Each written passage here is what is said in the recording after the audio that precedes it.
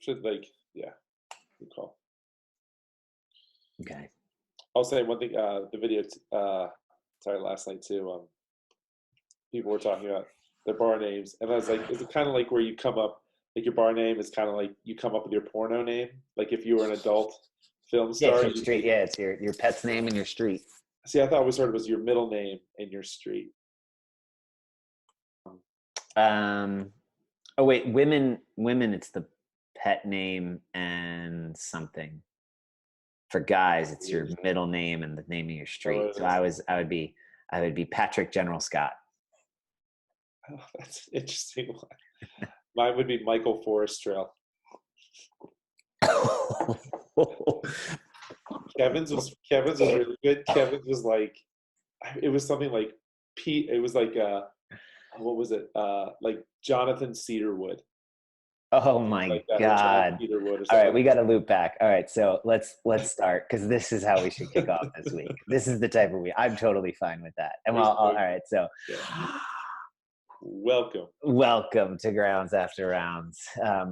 Our video quality is phenomenal. Are we going? Are we continuing on to put these up on YouTube? The Dubs is threw it up on their on the TV or whatever. Yeah. So yeah, I think the train's rolling. We got to stay with it. Like I said, there's no going back now. All right. You let this genie out of the bottle. We got to work on, I've got to work on maybe some better lighting. We'll think about studio. I know, likewise. I'm telling you, this, our phones are listening to us. And I got a couple ads showed up on Facebook or Instagram or whatever for like a little light that you can attach to your computer so you have better lighting, or those like remember Alex's ring light. I was like, yeah, we might have to get some of those. So actually I made a purchase on Amazon. You've got we've got a second Yeti microphone coming. Oh, sweet. So this works okay, but I can hear the tinginess of it, and yours, it's sound like I'm in a closet. It's not bad, but and so I think as long as you have a Bluetooth, we can Bluetooth it, and then you just assign that, and then that will translate into GarageBand better. This is amazing content, people. Aren't you glad you dialed in to watch us? But I like the light. It's part of the process. I like the light idea. You can just like clip it to the top, and then it floods. Yeah. So yeah, I'll look on Amazon if you send me a link for one. On my phone. It makes your hair. Hey, so I have a really important question. With none of us being able to get haircuts for the foreseeable future, and I don't want to shave my head with my own clippers, at some point I'm going to have to get this thing a little under control. I don't think I can go all natural anymore. Nicole watched me trying to brush it after a shower last night, and she's like, holy crap, that's a lot of hair. Like, it's like, she's like, your coif, you're just combing and it just, because it won't, like, this side just like, it just does. What do you use? What's the product you use? So actually right now my hair is just still a little wet. I have a couple different things. So I have like a pomade that I use, but I actually don't use it that often. Well, here's another thing too. I don't wash my hair every day. Neither. I stopped as well. I remember you and somebody else were talking about that a while ago. I love that this is where the podcast is going. Style tips. This is important. The public service. So my natural oils are usually what. So you usually do not, you just comb it wet. I use a brush. I have a brush that's. Me too. Like sorry. That's something. Yeah. It's like boar's hair. But I use that, but I have like a pomade, or I even like I have a couple like beard oils that I've accrued as gifts over the years. You'll put that in your hair. I'll put it in here, and then I'll just, and whatever's on my hands, I just put it here. Okay. So like the natural oils of your body and hair kind of do the trick. But yeah, right now it's just a little wet. Because this morning was like. Because what I noticed, so not to stroke your ego any more than I need to, no, but it holds its shape and a little bit of that sheen, but isn't that crunchy gel. I don't want it to be crunchy gel, because I do still like touch my head from time to time, and the second I touch crunch, Yeah. So And you get you get the gel flakes. yeah. Yeah. I used to use gel in high school. So is it worth getting a pomade that is like a leave-in type of thing? Yeah. Do you have a brand? Yeah. So I think the brand that I have is I think it's called like American Crew or something like that. Oh, okay. I've heard that. Yeah. I think actually Matt, that might be actually what Matty uses. I don't know why I'm asking you. I should just go talk to Matty. He's got amazing hair. He's got nice hair too. Sorry. Oh God. Meg just walked out. She's making fun of us. Because we're talking about style tips. Natural oils. Okay. Hey, we're a health, wellness, fitness podcast. I got a necklace. You do. It's beautiful. But I mean, that's part of your overall wellness is your feeling of aesthetic presence, and like your outward appearance is as important as your inward appearance. Drew with the shirt made a comment. He's like, your hair looks great. He didn't call out anybody else's hair. How did my toes to bar look? But I ate bananas. You gonna get a banana?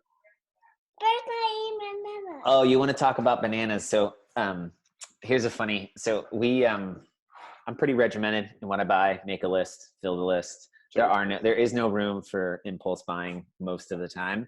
So I went shopping yesterday. Everything was stocked except for chicken. Good luck finding chicken anywhere in the world. Well, I'm sure it's somewhere. Apparently, but so what's up? Flour too? I said flour's gone. Oh, shit. There's no flour. Uh-oh. So that might not bode well for what I'm about to say. So I got a bunch of bananas because bananas are restocked, and Andrew and I we eat bananas. Probably go through about 12 or 15 in a week.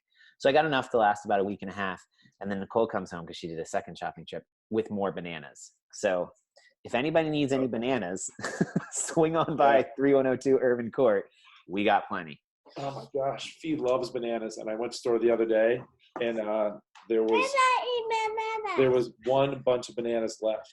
And it was like they were still green but slightly bruised. I'm like, whatever, taking them. And you elbowed an old lady to get them. I walked in the store and I saw them from a distance, and people were walking by. I was like, I swear to God, if anyone takes it, because all Fee was asking for was bananas. We hadn't had bananas in like 2 days. Yeah. And so yeah, like if someone picked that up, I was like, I will spear you to the floor. That's awesome. And then the next day I went back and they were restocked. I bought like 3. Yeah. I gotta tell you, man, shopping centers are doing.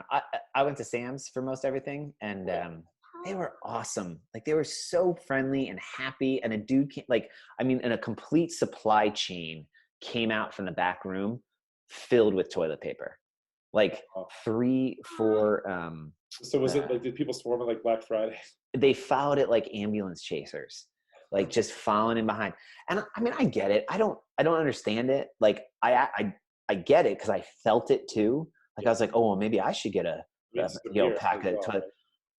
We've got like 16 rolls in our closet. You know what I mean? Like we have toilet paper. And so I did the math. Like if we go through a roll of toilet paper a week, that's 4 months of toilet paper. We're good.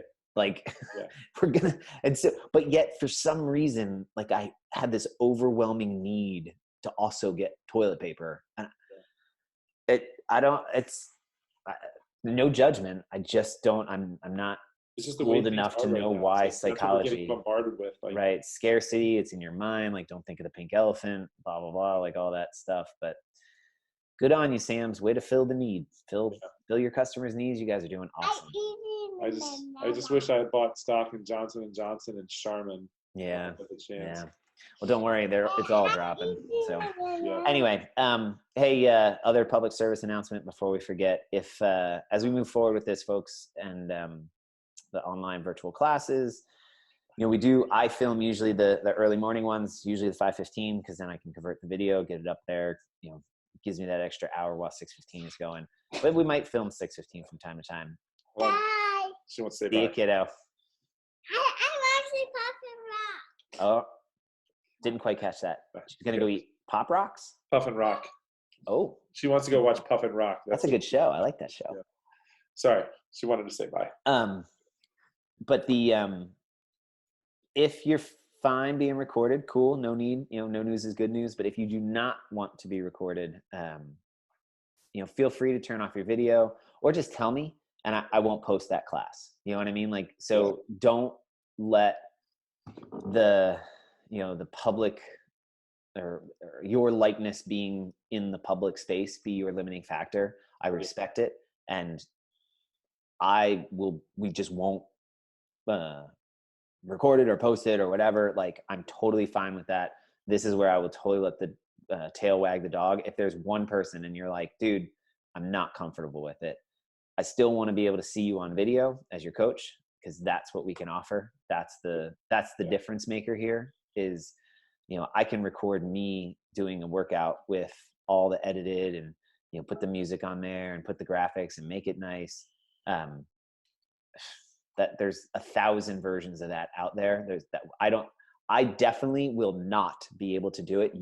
I don't know, you might be able to do it on par with some of the best versions that are out there. I definitely will not. And but it so takes me 4 days to put out Monday, like you're right. Monday's video would just be going out today. Yeah. So that's not the value we're offering. The value we're offering is this eye watching your movement and being able to offer you in time, real time critique of your movement. And I confirmed that for myself this morning with the 615 class. They were smaller, actually pretty normal Thursday classes in the sense of its size. But the Turkish get-up is a difficult movement. And there's there's very minute changes you can make. And there's like things you can see. And I guarantee you, if you're doing Turkish get-ups without somebody watching you, you're doing them wrong at various times. And without the quick little corrections as you progress through it, those errors will continue to accumulate. And by the time you're done your Turkish get-ups, you'll be dialing in bad, wrong movement, versus I could catch them very early and just like with a tiny little cue, a tiny little setup, fix it. Kind of like all other movement. But with the Turkish get-up, it's immediately obvious because that dumbbell stops being here and starts being here or here or here or wherever. Yeah. And so I appreciate that for the sake of accomplishing that service. If somebody doesn't want to be on camera for the public, and our links are private or unlisted. So only if you have the link are you able to see it. Therefore, only if you're on SugarWOD, you're able to see it. And the only people who are on our SugarWOD are curated every week by me, meaning I'm deleting people, adding people. Like, it is basically our Fairwinds community. Not in the sense of like, it's not a password protected or, government level, encryption site. It is still, publicly available. Most of the time, in the sense of like somebody can get on there and see it before I could catch them. But does that make sense to you? Does my explanation make sense to you as I'm saying this? Makes sense to me. Okay. We've talked about it too. But aren't you putting it on YouTube and then putting the link on? Yes, I am. So it's housed on YouTube. Yeah. But if somebody doesn't have the link, and if they just search Fairwinds CrossFit, that link will not come up. Oh, gotcha. It's unlisted, meaning you have to have the link to know where to go. Gotcha. It's not unfindable. It's just unlisted. And so that, like that's my layman's, non-internet expert understanding of it. Yeah. So there you go. Yeah. But again, bottom line, if you don't want to be recorded, folks, let us know. Let me know be like, yo, I love that you can see me on the video. I just don't want my ass all over the internet, or, this is cool, but I really don't want my face or my name on the video. So can you, not post this one? And I 100%, yes, respect that. And we'll figure out another way, right? Maybe, mix and match it even, which would be kind of cool. The video doesn't have to go up immediately. Maybe even a 9:30 class could get recorded. You could, right? It could be a day after thing. So yeah, making it work. Again, this whole thing is like, we were not a month ago. This is not this beautifully ironed out, like, okay, here's what's coming down the pike. Like, we were. Though I would like to point out, like, I got the feeling about 2 months ago, like I wanted my gym back. I wanted my home gym back. But it really had nothing to do with thinking like we were going to be in lockdown. Though I feel like maybe there was something, somewhere instinctually. It was more just a lazy SOB. And if I wanted to do some like mobility or whatever, I just didn't want to come down to the gym. Yeah, because it's so far. Well, it's funny too, Meg. Meg one. I told her whenever we have a house and we have a garage, like I want a garage gym.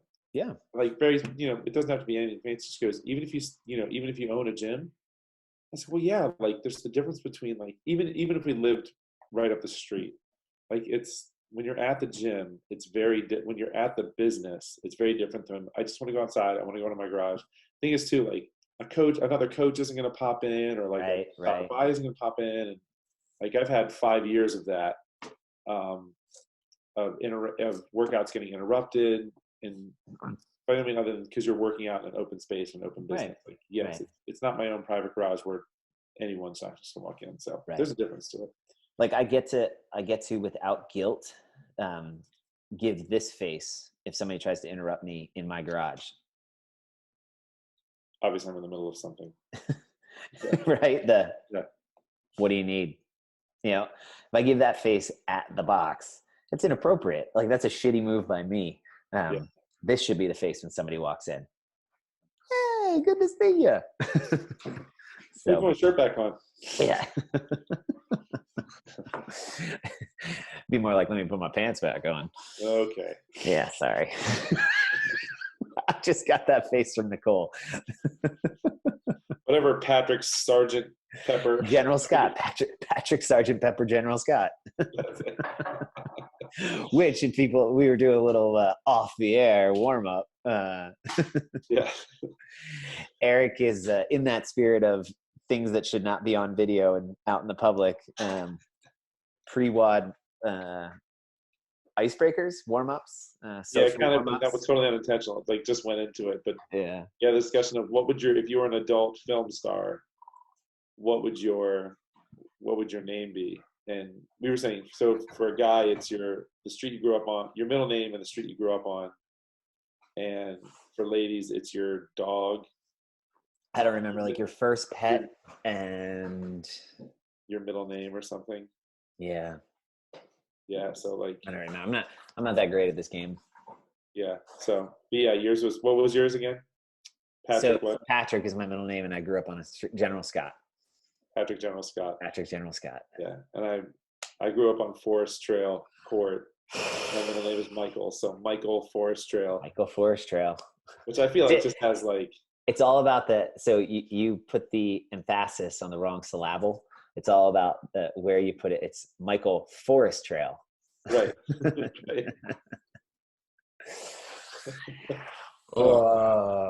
Yeah, but there was some good ones in class. Like I said, I think I can't remember Kevin's, but it took the cake. And it was like John Cedarwood. Cedarwood, yeah, there you go. That was it. Yeah, John Cedarwood. John Cedarwood. Yeah. So I will definitely mark this as not for kids on the YouTube when you the YouTube on the uploading whatever. You guys know what I'm saying. NFSW. Speaking of movies. So yeah, speaking of movies, we're continuing our docu-series journey. What did I call it? It's not rewatchables because I'm stealing Simmons's names if I do that, and that's just crappy. I forget what we're calling it. Look at us both like having not done our homework. We did it. We just forget things. Into the vault. That was the first one. So this one will be maybe like CrossFit Media, the next generation.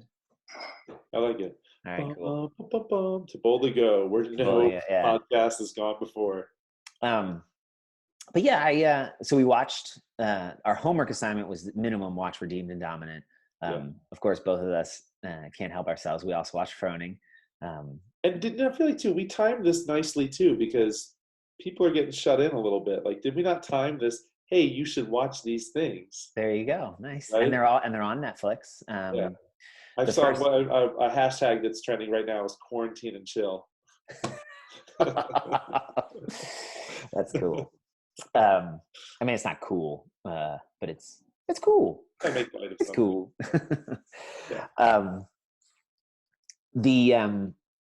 I think to rehash the theme or the patterns we saw with those early ones they felt underground.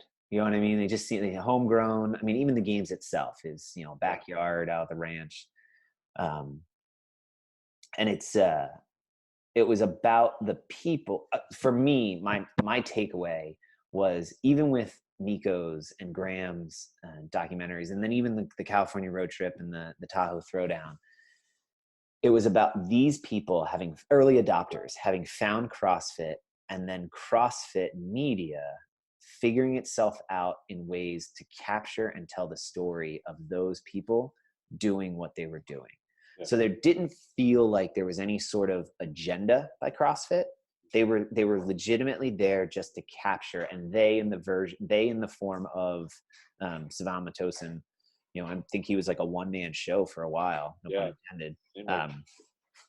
Capturing these individuals doing this thing and putting it out in very low obstacle media formats, in the sense of YouTube and the camcorder, and throw it up online.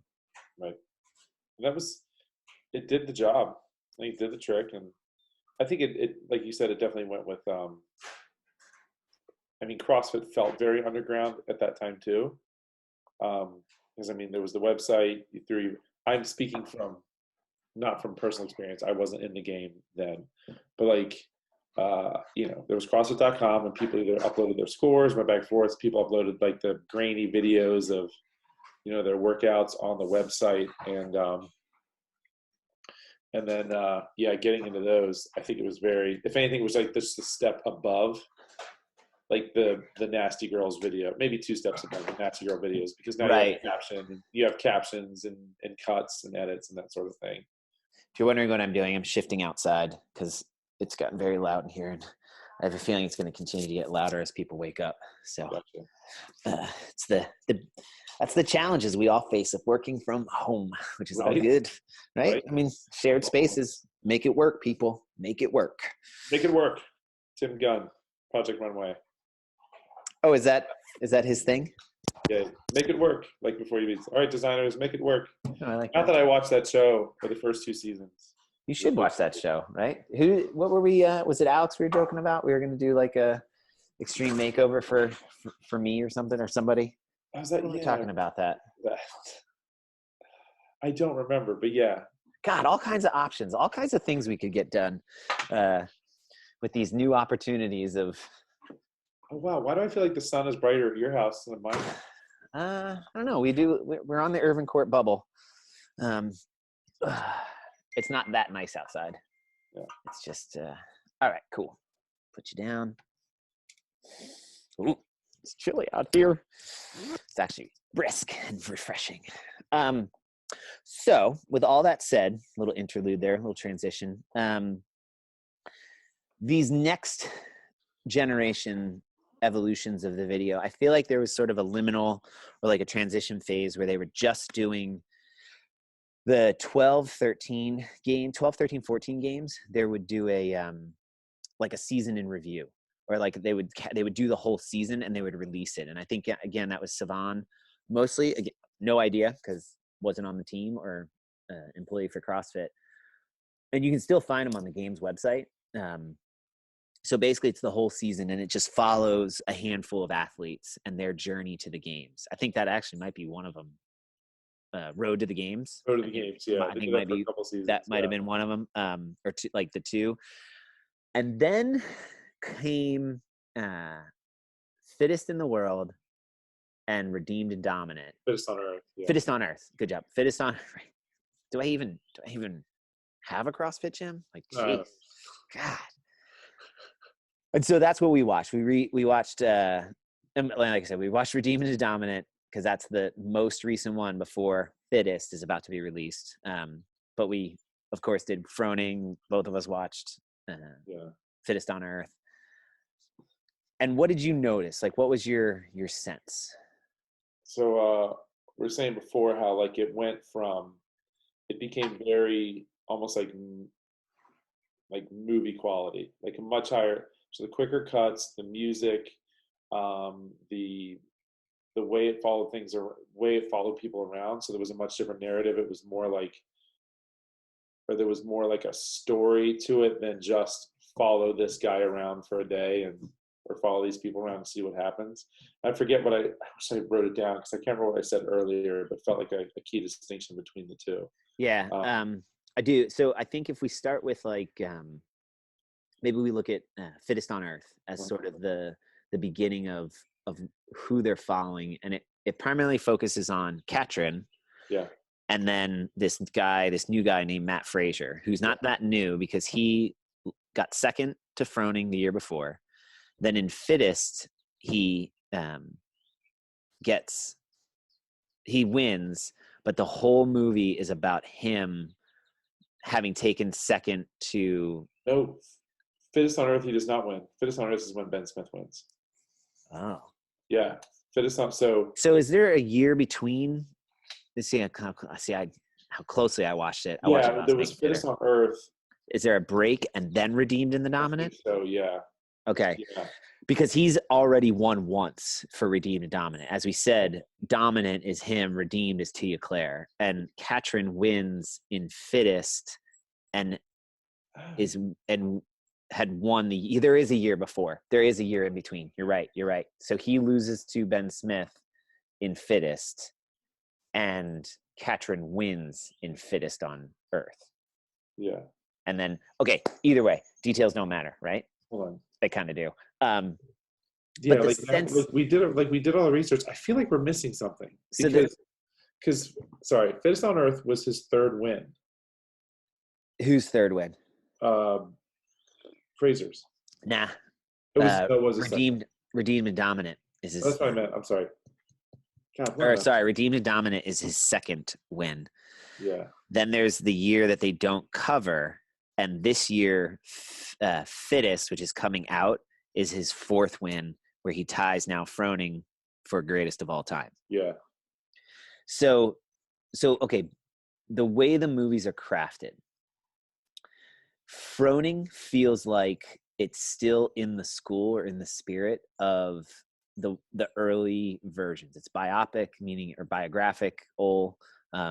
It's a piece that follows an individual. You get a lot of training montages. You get a lot of like his family life behind the scenes, and there doesn't feel to be an agenda by the makers. Like it feels like an objective look at Froning's road to being a 4-time games champion. Yeah. He even talks about like his struggle of, do I stay individual? Do I just hang it all up? Like, what do I do? The struggles of like, as he got more and more wins under his belt, how it got more and more stressful, like all that stuff. It's his story, hence the name Froning. Yeah. Even the road to the games, there never seemed to be sort of this objective, from my perspective, this objective of painting the CrossFit Games or CrossFit Inc. in any sort of light. It was just, these are the athletes who are doing this thing. Yeah. and coming and performing at this opportunity. Yeah. Fittest on Earth started to feel a little, as you said, like not festival-ish, but like a blockbuster movie. Like yeah. And then Redeemed and Dominant, the quality of the film matches, or I feel like the shift in the production value is online or on par with now. There is a clear objective in that film of singing the praises of CrossFit and the CrossFit Games. Yeah. That CrossFit as an entity is providing and making this thing that is the best in the world, rightfully so. Oh, by the way, as I said earlier, BDs. Yeah. BDs keep like popping up like as like an undercurrent conflict. Steroids. Yeah, that and it feels like, knowing some behind the scenes stuff, they had made the whole movie, and then Ricky Gerard test positive after the game. Yeah. So they had to go back and like, I think, interview people already knowing what the end was, Or, this is the part I don't know, maybe they had that footage, and maybe they talked about it and they were like, we're just not really going to make that a big part of it. And then they kind of maybe edit it and added it. Yeah, I'm curious because I'm curious. So like, I remember Sarah Sibling's daughter was like, "What?" Like you could tell, like she had just found out about. Like they So told the games her, were over, and they tell her. Yeah, she was like, "What?" So it makes for an enjoyable film, Yeah. right? It makes an enjoyable entertainment element. Redeemed and Dominant felt significantly less documentary-ish. There felt like there was a clear arc, that it had a narrative focus, that there was almost a like a 3-act structure to it, which is fiction. And so in that sense, the lines between kind of objective, just capturing of the process and the progress and the journey of these athletes to the, and being the, who's standing on top of the podium, I felt like I was really being sort of like led to see and expect something with kind of this reveal. And the moment I sort of, in rewatching it, felt it was the early interview with Savan Matosan about, you don't hear the off-camera question, all you see is his response. And I'm like, but wait a second, you're the executive producer. Yeah. Like, you are the engine behind this film. I don't trust your reaction. I do not, like you are not an unbiased element to that.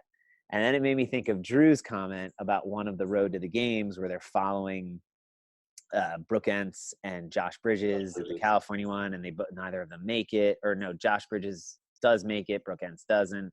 And then you find out that, Marcin Sawyer is married to Brooke Ents, and there's this whole like kind of, it's not crafted, it's not created, it's curated drama or conflict for the sake of creating narrative flow and narrative tension, which we want in a story. Right. And so this is by no means like a judgment on it, because it's ridiculously entertaining. And I freaking I loved watching it again, and I would watch it again.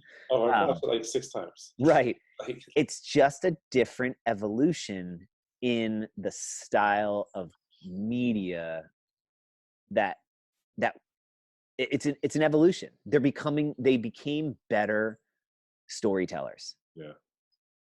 And if you're looking for a documentary, and I don't even want to say it's not a true documentary, because all documentaries, the goal is find the story, tell the story. I feel as if Redeemed and Dominant has a little bit of like Big Brother-ish, Survivor, whatever all the other one, Bachelor. Like there felt a little script-ish. It's reality, but there's obviously like someone behind the scenes saying, "Do this." Right. Like if and like there's multiple takes maybe or whatever. Which, in all honesty, like, hey, okay, like it's a damn good movie. Like they made a hell of a film. Yeah. But it feels very rah CrossFit, which again, like as I said earlier, like, hey, I'm rah CrossFit. Hell yeah. Like I'm on board. Paint yourself in a good light. Like I think they do a damn good job of monitoring and maintaining a standard of quality control. You ain't going to catch everybody. If people are using PEDs, like it's the criminal and the justice or the law, law enforcement. Like it's a constant battle that as they get better, as law enforcement gets better, criminals get better. As criminals get better, law enforcement gets better. Like it's a constant. So it's the same thing. I think, I can't remember if it was this movie or not, but someone said, maybe it was even Castro, that was like, is it possible that people are cycling on and off like between these events so that when they do get tested, they've already cycled off, but by the time the games roll, all these different things, like I don't understand how. I don't either. I don't understand how they work. I really like, I can't remember his name, but he's is he not director of the games, but that he's the guy that Justin Berg. That's him. And like he talked about how it's funny I loved his analogy when he talked about when it comes to PEDs, a lot of people are like, oh well, that guy doesn't look like he's on steroids, so he's It's probably not the not way, like a lot right? of. He goes, it's not that's not the way it works. Yeah, he said it's like saying, oh, that guy's wearing a really nice suit. He must be the CEO of some company. He must be Yeah. doing like a really, Yeah. So I love that perspective on it. Yeah, when it comes to PEDs, it was very like, yeah, like there's no getting by us. We got him. Like, take that, Ricky. So I do, and I think you just pointed out a really good point, though, that there are moments, even in the change, that do still feel very honest. Yeah. I think Justin Berg, I think Dave Castro, even Savan Matosan, and so the commentators, like when Pat Sherwood and Rory are talking and stuff, and even the athletes, you nailed it when you said about Sarah Sigmundsdottir's reaction.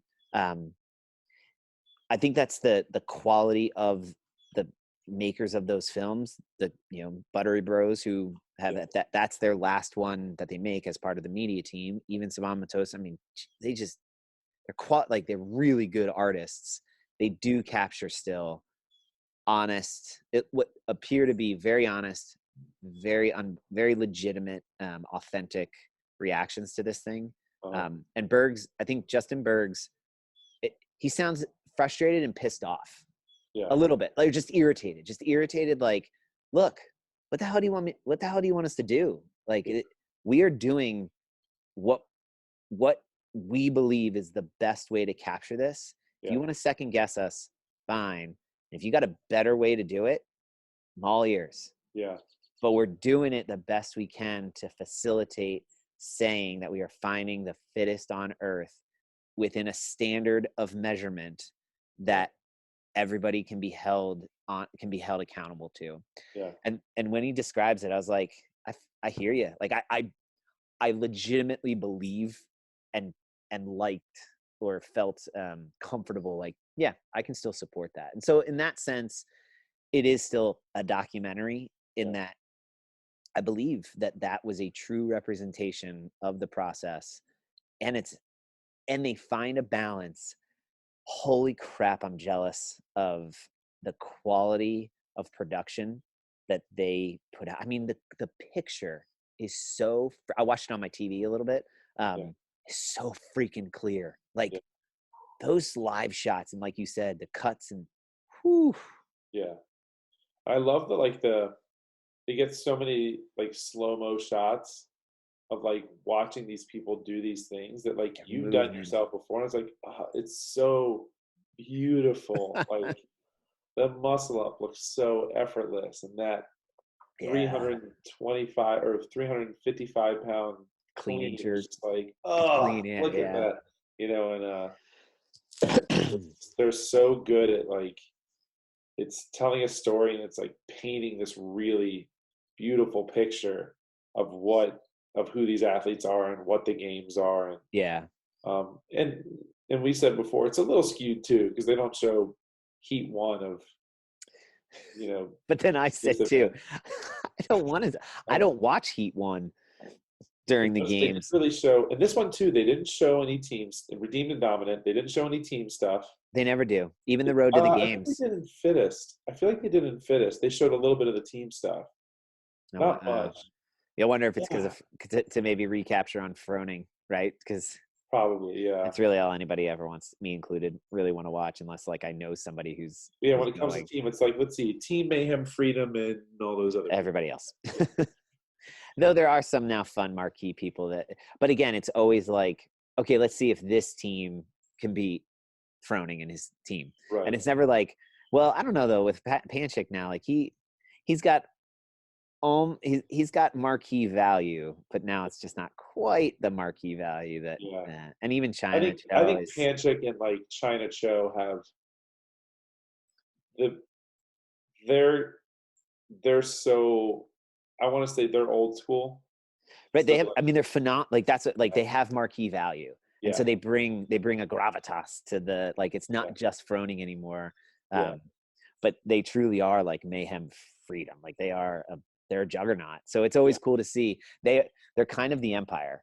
And that maybe if you in watching of Star Wars, see the Empire as the bad guys, then you could say I'm saying mayhem freedom are the the antagonist in the story. But I don't. I always see Star Wars. I think the Empire is actually they're just misunderstood, right? They're the Persian empires from the 300 stories of, they bring order, they bring commerce, sacrifice a little bit of your liberty so that you can get some of your freedom, so that you can have these liberties of like, the lights turn on and there's money in your pocket. Like, okay, so I got a planet of slave labors. Just don't look at that and just enjoy your quality of life, right? I'm kidding. Kinda. Don't turn this political podcast. Yeah. Just go back and read your Federalist Papers and you'll be good to go. But yeah, it's everybody else against Mayhem Freedom. Who's going to beat Mayhem Freedom this year? Can anybody beat them? But in a way that's sort of, again, that's a very powerful narrative trope or hook to keep people engaged. It's sort of like who's going to beat who's going to beat Frazier and who's going to beat Tia Claire Toomey this year. And that I feel like that's what the Fittest. So now we transition into, what do you expect? I mean, what do you expect in this? Did you pre-order yet? No. Me neither. I'm gonna pre-order today. That way we can be part of the solution to get it released early. Yeah, they're gonna bump it if they get enough. They're gonna bump it because it's April 7th, right? The current release date, but they may bump it up. Yeah, which I have no idea how that works. If it's ready to go, just release it. I don't understand. There's all kinds of building around it, like marketing and stuff. We just see they're postponing the release of Black Widow. Oh, really? Well, because nobody will be able to go out and see it. Yeah, exactly.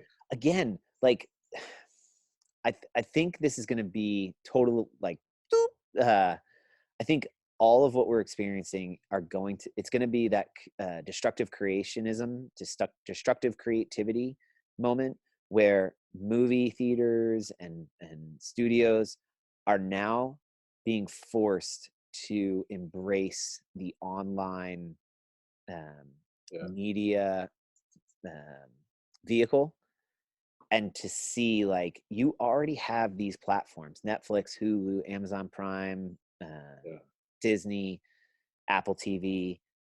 Exploit them. Like, be on a phone call, and I bet maybe they are. If I'm a studio, my first phone call was to Netflix or Apple TV or Disney Plus, and I said, hey, I've got this film, I got rights to it.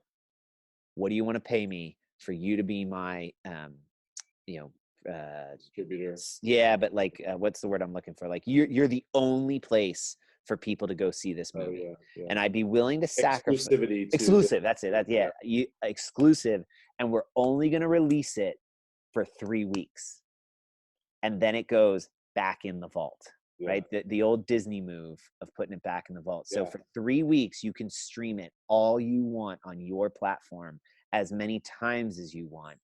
And then it goes away until it would be re-released at a different, right? Like, and so, which I'm sure I am not the smartest person in that space to think of that, but I bet you those conversations are already. We are good idea fairies. Yeah, totally. And I have no idea the logistics of how does that work or whatever. But right, like, rather than delay the release of it, get your money now. Like, pay me now and get at least a respectable fraction of what you would have gotten, and you still get the other stuff. And then I don't know. I feel like that could work. Yeah, I think there's or like send it to me and I'm happy to like put it on my screen right here. I'll start Zoom and just say, hey guys, send me. I mean, that's the 21st century version of the films I used to watch in the Philippines and Thailand and bootlegs. Yeah, of the guy sitting in the movie theater eating his popcorn with his little camcorder in the back of the movie. That's how I saw The Bourne Identity, I think, the first time. Oh, really? Yeah. And then, like, hey, be quiet, I'm making this film. Dude, you don't need to his girlfriend with him. Yeah. No, baby, I'm good. I don't need any soda. You can tell he did the old hole in the bottom of the popcorn. Okay, porn names and gross movie. No, see, I never references. used the P word. I said adult film star. All right. So I kept it. I feel like I kept it a little bit cleaner. Sure, buddy. So, So all right. So yeah. So what do you think, expect? What do you expect from the Fittest with now the Buttery Bros kind of being independent, not being employees of CrossFit.com, CrossFit Inc. So I think you are still going to see. I still think you're going to see how they did it with these. There's going to be a certain group of athletes. There's going to be a few individual athletes that they're going to follow for the majority of the time. I think they're still going to kind of tell some of these stories. I'm willing to bet early on in the movie, maybe even from the get-go, it kicks off with the media firing. The chop. Yeah. Interesting. I think you're right. I bet that's where that's a good call. And then it goes into, and now welcome to the Fittest. Yeah. So I bet that story's in there. And as a consumer of this media, that I hadn't thought about that. That really excites me. Like I love that. Like I do really too. Like other than seeing like poor Rory, I feel like Rory McKernan took it the hardest because like I don't know. I think Woodland and Tommy Marquez still haven't gotten over it. Oh yeah, they're definitely like bitter. Yeah, like, very bitter. They've got some remnant trauma around that they just can't let go of. But Rory McKernan is totally the guy that got dumped and like is really sad. He's the Ben Affleck and of, like wants to be and like is very excited. Like he's very happy with where he is now. But if girlfriend comes back and says, "I'll take you back," okay, like, okay. Like I just remember the scene from Is Noble his rebound relationship? Probably. Noble's totally a rebound. And Noble's totally the rebound, and CrossFit will always be the one that got away. But I just we just pissed. So I really, I think we basically just limited ourselves to like third tier success within this industry. We just pissed off all of the big name. If we had any shot. I can totally feel for him because like that was my prom date. Like CrossFit HQ is her name was Liz and Rory is me, and that was totally what it was. And I remember they showed a video of him. There was a CrossFit staff meeting only at the games last year. Yeah. And you saw Rory like he like jokingly like looking at the door and he's like, "Come on, let me in." And like people are like holding him back because he's not allowed in. He's like, come on guys, let me in." And he was doing it like jokingly. Right. Really he was kind of like, "I miss you. Yeah. I want to party with you." I'm using humor to hide all the pain I feel inside. Yeah, totally. Like I'm laughing on the outside, but I'm really sorry. You know what? I want to see that. I want to see. Yeah, me too. I want to see Tommy and Sean like unfiltered, like pardon the language, bitch. Like whatever HQ, bitch. And then like I want to see Rory like, it's just everything's so much better now. I'm so happy with Noble, and I love everything I'm doing now. And all that. And then Why are you crying so much if you love everything you're doing right now? Right. That's a great analogy. I'm curious as to how much Marston and I can't remember this, Buttery Bros, those two. Yeah. I'm curious as to how much they are Heber, Marston and Heber. Yeah, like Marston and Heber, like Buttery Bros is their thing, and so they're always on screen. Do they stay behind the camera for this? Right. Is it because it's not about them. The vlog, right? The Buttery Bros vlog is about them. It's sort of their process and their behind the scenes, and it's fun and it's very informal. It's sort of where they practice some of their tradecraft, but there isn't like a clear narrative to each of their episodes. It really is just it's a vlog. Yeah, it's capturing moment to moment. Wherever they are in that moment, that's where they are. And it's awesome. Like I find it super entertaining. Yeah. I get a little fatigued with all of it that's available, and so sometimes I will say what I notice with their vlogs is they're practicing their montages. So there's like a lot of, but again, it's it's almost a very low stakes place for them to be like, hey, we got this new drone, or we got this new camera. And they got that like wraparound camera thing. Yeah. They from a, I don't know, like they overused it, but who the hell, like, good. Like I think that's where they're flushing out like, too much, or let's bring it back or whatever. And it's a vlog. Like, who the fun cares? Just skip to the next thing. And it's great. It's super enjoyable. I agree with you. It'll be cool to see how those skill sets are actually used, if they're used to create a coherent narrative across the feature length film. Yeah. And I think, and you touched on it earlier about how I think they're not CrossFit HQ employees anymore. Yeah, they can be brutally honest, and if they say we hate it, the only thing CrossFit will say is you don't get to put. Well, so my analogy was, it feels like this is the opportunity for a any given Sunday blue chips concussion like expose on, not to say that CrossFit is doing something nefarious or wrong, or by any, like, illegal, like whatever, but they fired the entire media team. Yeah, they're hurt. We just said there were hurt feelings. Like people were probably both emotionally but also professionally really pissed off.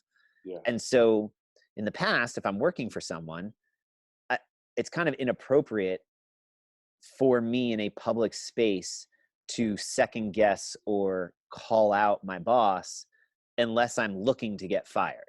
And so in previous films, they all worked for CrossFit. So CrossFit, though maybe like I make it like as if I'm holding CrossFit accountable and holding their feet to the fire, push comes to shove, if I don't come to the conclusion that they're doing the right thing, don't make that movie. Like, get the funk out. I'm going to hire somebody that, paints me to be the good guy by the end. They don't have to do that. Like, that footage, the raw footage to the games was available to everybody. So all the footage they have of the games is them. Access to the athletes and access to everything is the same access that any media has. Like, so they've got, you're right.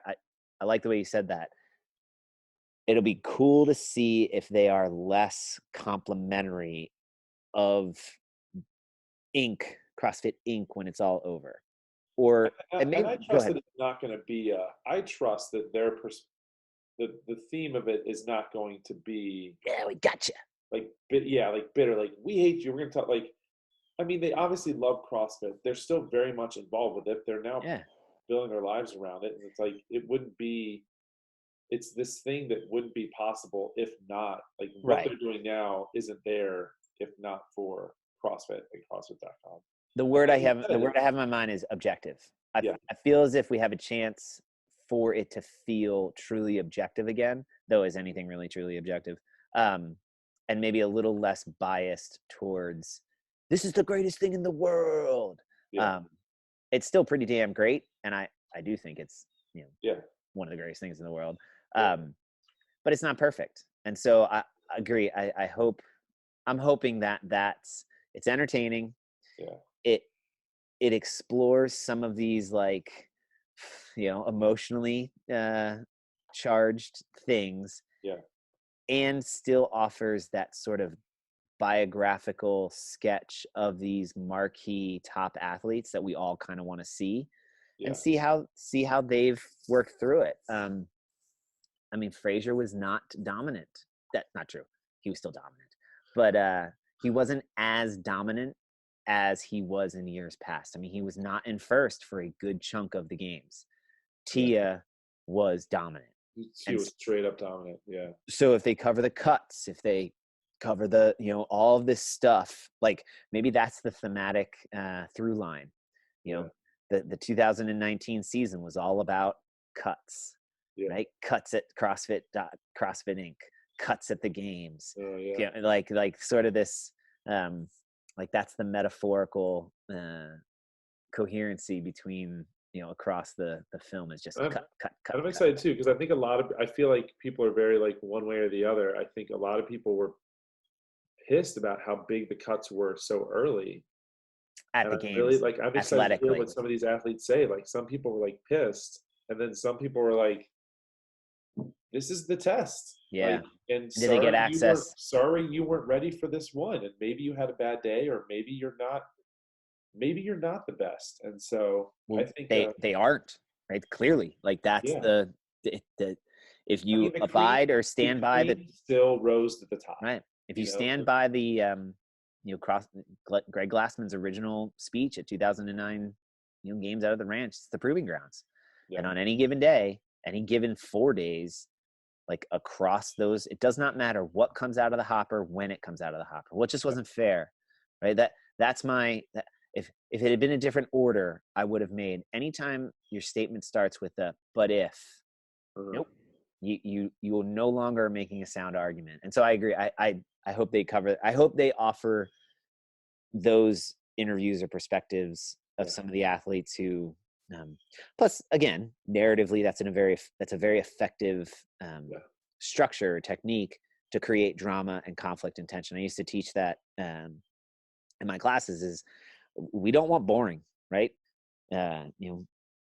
Mike and Mary, or that's about Mike and Susie meet. Mike and Susie fall in love. Mike and Susie get married. Mike and Susie have kids. Mike and Susie die. The end, right? Like, oh, okay, cool. Mike and Susie meet. Mike and Susie fall in love. Mike falls down a well. Susie decides Mike's not going to make it. Susie meets John. Susie and John get married. Mike climbs out of the well. Mike's pissed that Susie and John are married. Mike kills John. Susie doesn't know about it, falls back in love with Mike. Mike and Susie have a great life. Susie finds out that Mike killed John. Susie kills Mike in his sleep. Susie goes to jail for life, becomes a prison madam, and has a revolt, and then moves to the Philippines and has a whole series of underworld crime exploits. Susie dies. Right? That's a better story.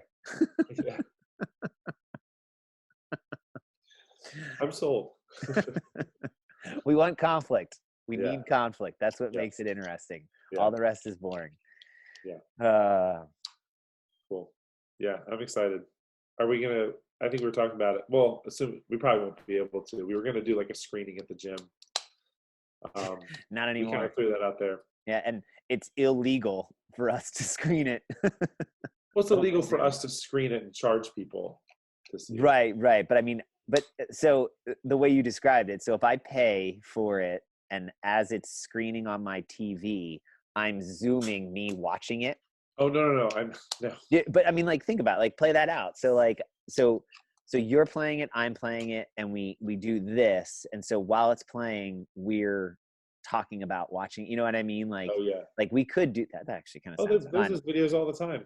But if that's on and then that goes out on YouTube, we basically just pirated the film, and that's illegal. Yes. We would definitely get in trouble. We just need to do we'll just do reaction videos. So like we're sitting here like while we're watching yeah, cut those in. Ooh. Ugh. That would be kind of fun. So but we got to wait and see when it comes out. Look at that. Jeez. I'll pre-order today to make sure it comes out early. I'll do my part. Oh, look at that. I actually kind of dig that. I need some pomade. You kind of look like Clark Kent. Oh, thanks. Yeah. Awesome. Not Superman? Well, no. You're Superman. I'm Clark Kent. I'm Batman. Oh, I always forget. That's your favorite. Awesome. Cool. Well, let's land this plane. With your gratitude, my friend. Mine's silly. So it was either ESPN or CBS. They're all doing these things where they're doing simulations of what the NCAA tournament would have looked like had it happened. Okay. And like based on stats and records. And just like running these things through a computer, blah blah blah. And there was one my brother texted me about yesterday. Maryland made it to the Final Four, lost to Wisconsin, Oh, who then beat Brigham Young in the championship. wow. And so my gratitude is great season, Maryland. Way to make it to the Final Four. Coach Virtually. Coach Surgeon, you're on the hot seat to kick off the season. But it looks like your job's safe for at least another year. So great season, Maryland. They were, though, actually, Big Ten champs. So they did actually win that. But congrats on the stimulated Final Four. That's cool. Go Terps. Well, my gratitude is the 3 RNs, Jen Copples, Jen Barber, and Joy. That a combination of that video of them, I was laughing. I mean, that was entertainment.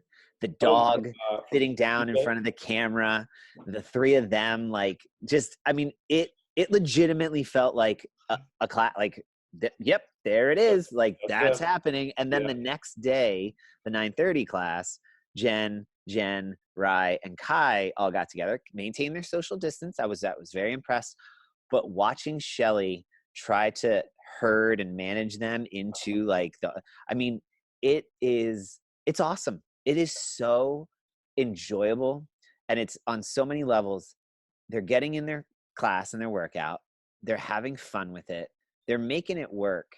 And I mean, legitimately, like, that is, if this solves nothing and, like, everybody gets less fit while we're doing this, I don't care if we can keep doing that, because they so freaking, like, 100% worth it. Like, that makes it, and then everybody else too, like, it all is part of it. But that's the manifestation of, like, if I could have painted, this is where I disagree with your boy Stu 100%. That's worth $1 million more than making the best music. Yes, the best product I could, which I couldn't. This is a better, I don't know, just a better experience, and it's awesome, and they make it awesome, and I'm so grateful for them leaning into it and showing me, like, just create the space and people will make it freaking fun. So thanks call. 3 RNs. Good call. That was fun.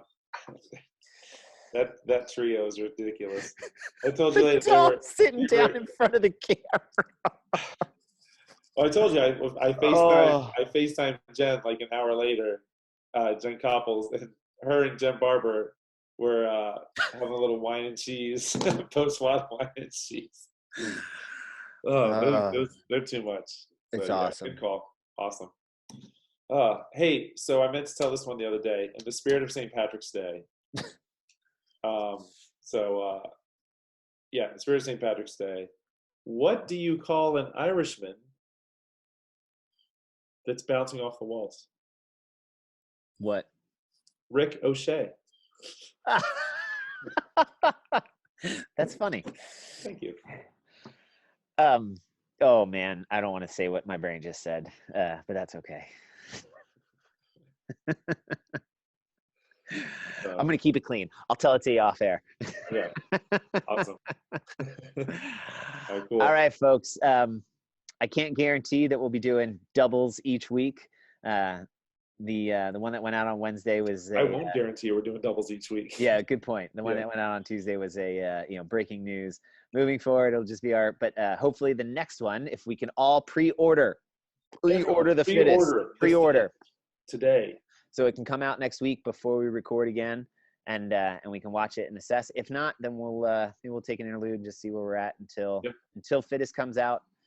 Our third part of this series will conclude with that, and yeah, you guys keep doing what you're doing. Watch the news, listen to good sources. Wash your hands. I'm not a doctor nor an expert, but I just can't believe it. I don't know. I have no idea. Do we have to keep saying that? Yeah, I get what. Yeah. Anyway, you guys got see ya. Cool. We'll see you around. We'll see you off the creek. Wave from a safe distance. Okay, bye. See you, brother.